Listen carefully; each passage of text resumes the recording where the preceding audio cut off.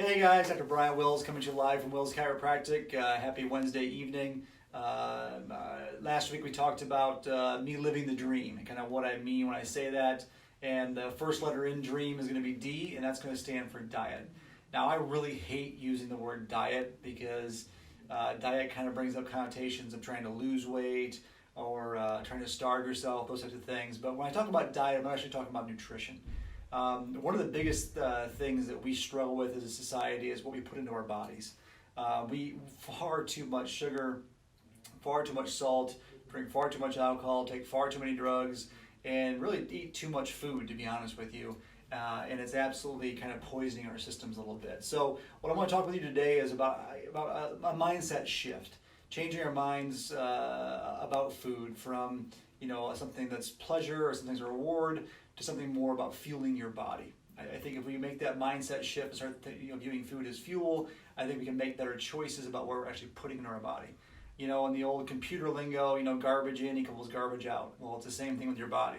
The garbage you put into your body is exactly what your building blocks your body is made of. So if you're eating like junk, guess what? Your body's probably going to act like junk as well. So getting right down to it, we can spend a lot of time talking about nutrition and what you should be eating, what you shouldn't be eating. And I don't want to take up too much time. We can spend 4 hours talking about that. But I want to hit some basics tonight. So one of the big things is obviously fruits and vegetables. We talk about eating fruits and vegetables all the time. And, fruits are usually easy for folks.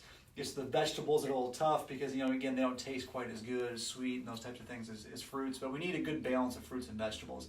Actually, 60 to 70% of our diet should be fruits and vegetables. The other 30% should be lean protein. Now, what am I forgetting about? I can already hear the people coming through the phone screaming at me about carbs and dairy and all those types of things there. Well, we really aren't genetically built to eat carbs. It's not really what we, evolved to or evolved from. And as far as dairy is concerned, we're just animals. We belong in the animal kingdom. And the last time I checked, I've never seen a tiger drink cow's milk. I've never seen a bear drink cow's milk. I've never seen any animal drink milk, period, except when they were weaning off their mother, breast milk. So we don't really need dairy. Does that mean that dairy is evil and bad and nobody should drink it? No, I'm not saying that. Does it mean that carbs are evil and bad, nobody should have any carbs? I'm not saying that either. Nobody's perfect, and I'm not trying to say that you should be perfect. I'm certainly not either. I like sweets like the next guy does, but it's about being consistent with better choices. So, doing kind of the push aways, pushing the ice cream away a little bit and eat more fruits and vegetables, pushing away the cheese and the dairy and the carbs and the sugar, and eating more wholesome foods, eating more lean protein and things like that. As far as protein's concerned, again, red meat I know gets a bad rap, but to be honest with you, it's not that bad for you. But again, fish, chicken, turkey, all the poultry items, they're going to all have good sources of protein in them as well. Okay, so just getting a good source of those things. I don't take many supplements.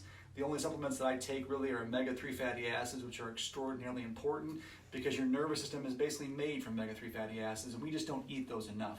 We used to get a lot of those when we ate grass-fed animals or we ate a lot of fish, and we just don't eat those types of things anymore at all. So really, supplementation with that is very, very important.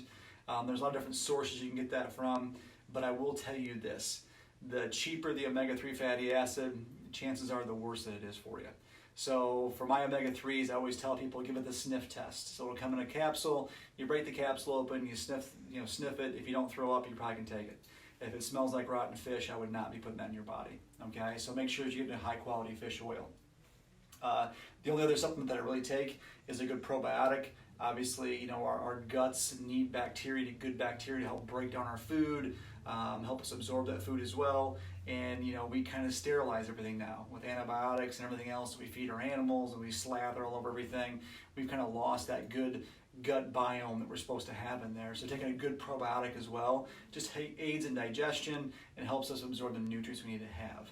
So again, good balanced diet, lots of fruits and vegetables, lean protein, staying away from carbs, staying away from a lot of the sugar stuff is an excellent idea, all right? Sugar really is the enemy. And again, I have a mouthful of sweet teeth. I'm going to admit that to you, okay? Do I eat sweets once in a while? Absolutely. Ice cream once a month is not going to kill you. Ice cream 3 times a day will absolutely kill you, okay? Same thing with McDonald's. McDonald's probably destroy your taste buds before it would kill you as long as you're only having it once a month. But again, you're having it multiple times a week, that's going to be a problem. All right. So we still have to live, we still have to have fun. If you want some cake, eat some cake. But just make sure that you're not eating every single day. I view nutrition the same way I view exercise. If I exercise for 24 straight hours, I'm not going to see a whole lot of results. If I exercise for half an hour a day for 48 days straight, I'm going to start seeing change in my body. Nutrition's the same way. You may not be perfect every single day, but if you're perfect more days than not, you're going to start seeing results in your body, start feeling better, functioning better, and allowing your body to do what it's meant to do. Okay?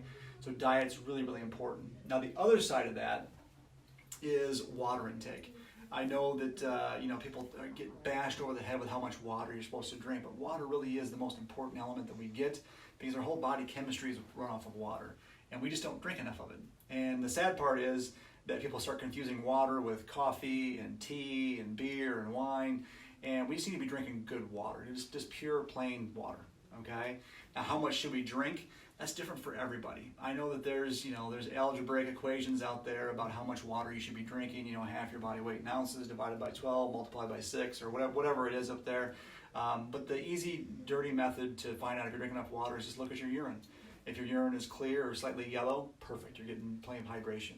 If it's dark yellow or orange or any other color of the rainbow, you got some problems. We need to drink some more water. Okay.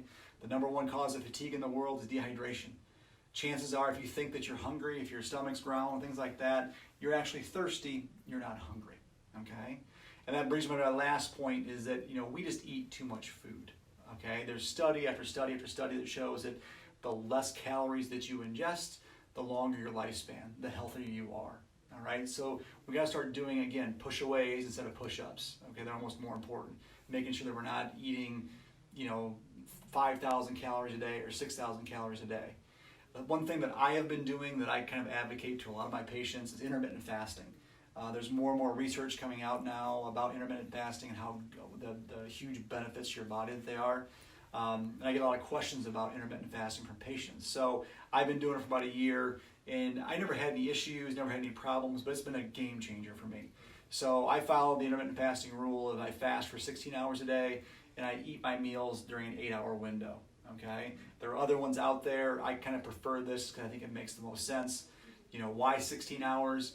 Well, because after you eat, it usually takes about 8 to 10 hours after you eat for your body to start burning fat. So you go 16 hours so that you can get 4 hours to get your body used to burning fat.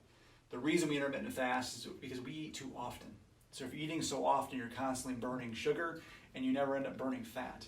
I know that there are, other people talking about you have to eat those 6 small meals or be eating all the time because your body will burn more calories, but that's really not what science is showing. What science is showing is the larger gaps that we have in between when we eat, the more our body can regulate its blood sugar, the more fat you can burn, the less insulin you're going to use, and all these things, we eat too much lead to diabetes, and diabetes is one of the fastest growing diseases in the world just because our diets are terrible. So again, intermittent fasting I think is great. You can look up, there's tons of resources on the internet about that. I'm by no means an expert. It's just something that I've picked up over the years, and then has changed my energy level, changed my body function, changed it all for the good. So check it out. Again, you can Google that thing, Google intermittent fasting, and they'll give you tons of different tips on that. So again, I don't want to take up too much of your time tonight. Talking about nutrition is a huge topic, and we can spend a long time talking about it. But again, when I talk about living the dream, that big D in dream is all about your diet or nutrition. We want to make sure that you're fueling your body and not just strapping on the feed bag and shoving in your mouth whatever you can find. Okay, we need to be deliberate about what we're putting in there and actually use our food for fuel as opposed to a reward. So next week we'll pick up some of the other letters in the living the dream. But again, hopefully you guys got some value out of this. If you have any questions or anything, make sure you leave them in the comments below. Nutrition is kind of a subject that there's usually a lot of questions that get brought up in there. So make sure you leave them in there, and I'll answer them next week, or I'll answer them here on a Facebook Live. But until next time, until next week, keep living the dream.